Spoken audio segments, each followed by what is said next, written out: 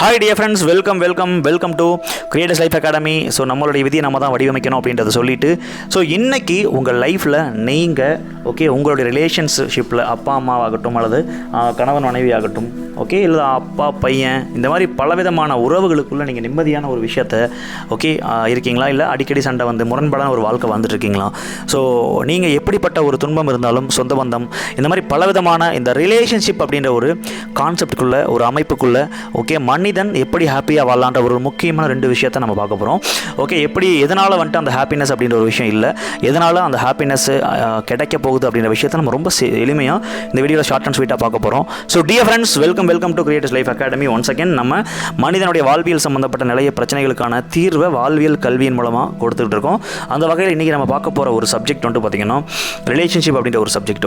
உறவுகளுடைய கலைன்னு சொல்லலாம். உறவுகள் அப்படின்னாலே காலங்காலமாக வந்துட்டு பார்த்திங்கன்னா மனித இனம் தோன்றதுக்கு முன்னாடியே பல மனிதன் வந்துட்டு மிருகத்தில் வந்திருக்கான் அப்படின்னு சொல்லுவாங்க. ஸோ நாகரிக வளர்ச்சி அப்படின்றதுல மனிதன் அப்படின்ற ஒரு கேரக்டர் காலங்காலமாக கூட்டமாக வாழ்ந்துட்டு இருக்கக்கூடிய ஒரு அமைப்பை சார்ந்தவன் அப்படின்றத நம்ம இங்கே பதிவு பண்ணிக்கலாம். So first of all so இது நம்ம எக்ஸாம்பிள் நம்ம குரங்குலேருந்து மனுஷன் வந்திருக்கான் அப்படின்னு சொல்லுவாங்க. அப்போ குரங்கு நீங்கள் பார்த்தீங்கன்னா கூட்டமாக வாழும்.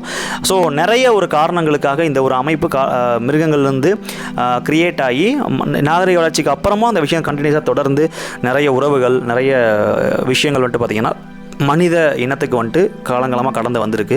ஸோ டியர் ஃப்ரெண்ட்ஸ், இந்த மாதிரி ரிலேஷன்ஷிப்பில் இந்த காலகட்டத்தில் உண்மையிலேயே நம்ம நிம்மதியாக ஹாப்பியான ஒரு லைஃப்பை வாழ்கிறோமா? எந்த ஒரு உறவாக இருந்தாலும் சரி, கணவன் அல்லது மனைவி அல்லது அப்பா அம்மா, ஸோ அல்லது நண்பர்கள், எந்த ஒரு உறவாக இருந்தாலும் நிறைய பேர் ஹாப்பியாக இருக்காங்க, நிறைய பேர் வருத்தமாகவும் இருக்காங்க. ஸோ இதற்கான காரணம் ஒரு முக்கியமான விஷயத்தை பார்ப்போம். அதற்கான ஒரு முக்கியமான சொல்யூஷனை நம்ம இந்த ஒரு வீடியோவில் பார்ப்போம். ஸோ மெயினாக ரிலேஷன்ஷிப்புடைய 4 பில்லர்ஸ் என்ன அப்படின்னா, ஃபஸ்ட்டு விஷயம் ஹாப்பினஸ். ஸோ அதாவதுங்க ஒரு ரிலேஷன்ஷிப் அப்படின்ற ஒரு சப்ஜெக்டில் நம்ம போனோம் அப்படின்னாலே முதல்ல ஒரு ஹாப்பினஸான லைஃப்பை வாழ்கிறதுக்கு வந்துட்டு ரிலேஷன்ஷிப் அப்படின்றது ரொம்ப முக்கியம். ஒரு அப்பா அம்மா ஒரு பையன் அப்படின்ற ஒரு குடும்பம் சம்மந்தப்பட்ட ஒரு கட்டமைப்பு தான் இந்த உலகத்தில் மிகப்பெரிய ஒரு பங்கு வகிக்குது. இதுக்கான பர்பஸ் என்ன? ஹாப்பியான லைஃப்பை எல்லாருமே வாழணும் அப்படின்றது ஃபஸ்ட்டு பாயிண்ட்டு.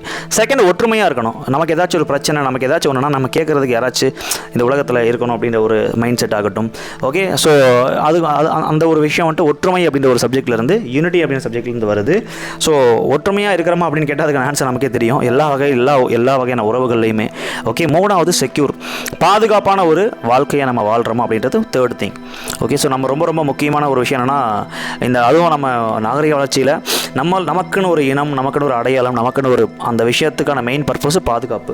உண்மையிலுமே ஒரு தனி மனிதனாக ஒரு விஷயம் இருக்கிறப்ப நிறைய பிரச்சனைகள் வரதுக்கான வாய்ப்புகள் இருக்குது. அதனால் நம்மளுடைய முன்னோர்கள் ஒரு குடும்பம்ன்ற கட்டமைப்பை ஏற்படுத்தி குடும்ப தலைவன் தலைவி, ஸோ அந்த குழந்தைகள் அப்படின்ற ஒரு அமைப்பை கிரியேட் பண்ணி வச்சுருக்காங்க. Really a great system for a secure life for a independent human அப்படின்னு சொல்லலாம். ஒரு தனி மனிதனுக்கு மிகப்பெரிய பாதுகாப்பான வாழ்க்கையை இந்த ரிலேஷன்ஷிப் அப்படின்ற குடும்பன்ற ஒரு அமைப்பும் நமக்கு கொடுக்கும்.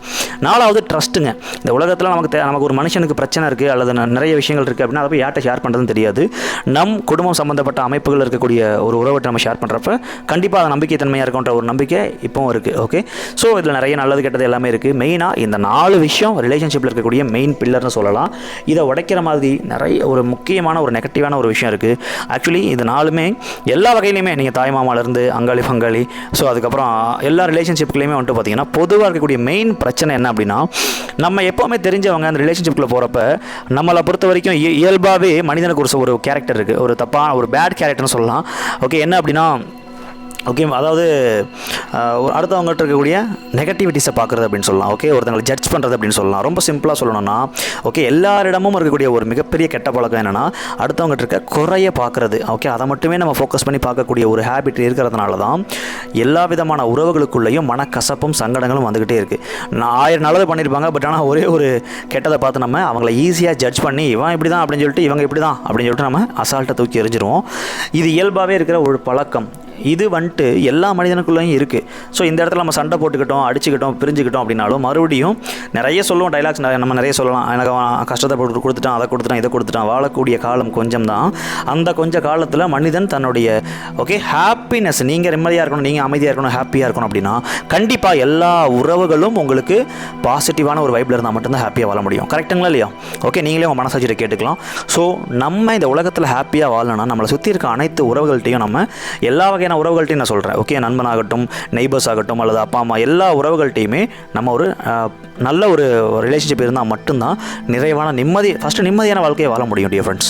ஓகே, ஸோ அப்போ இந்த ஒரு பேட் கேரக்டர் நமக்குள்ள வெளியே எடுக்கிறதுக்கு, இதை எடுங்க அப்படின்னு நான் சொல்ல போகிறது கிடையாது. ஸோ நேச்சராக இருக்கிற ஒரு விஷயத்தை மாற்றுறதுக்கு, எப்போவுமே நெகட்டிவான விஷயத்தை மாற்றுறதுக்கு ஆப்போசிட்டான பாசிட்டிவான ஒரு விஷயத்தை நம்ம ஃபோக்கஸ் பண்ணாலே போதுங்க.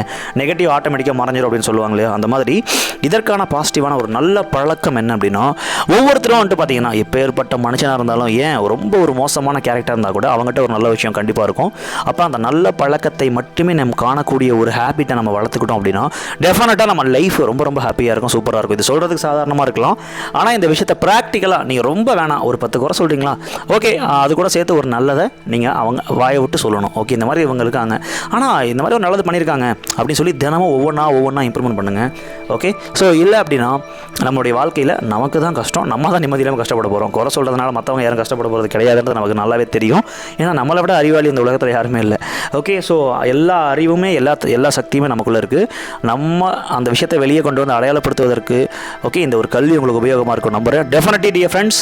ஓகே, நம்ம மற்றவங்ககிட்ட இருக்க நல்லதை மட்டுமே நிறைய மட்டுமே பார்த்து தினமும் ஒரு பாயிண்ட்டை நீங்கள் முடிஞ்சால் நோட்டில் கூட அழகாக எழுதி வச்சு அவங்க நேம் எழுதி ஒரு நல்ல பாயிண்ட் இது ஒரு ஹேபிட்டாகவே ரெகுலராக நீங்கள் ஃபாலோ பண்ணுறப்ப டெஃபினட்டாக உங்களுக்குள்ள மிகப்பெரிய ஒரு மாற்றம் வரும். நினச்சி பார்க்காத அளவுக்கு ஒரு மாற்றம் வரும்.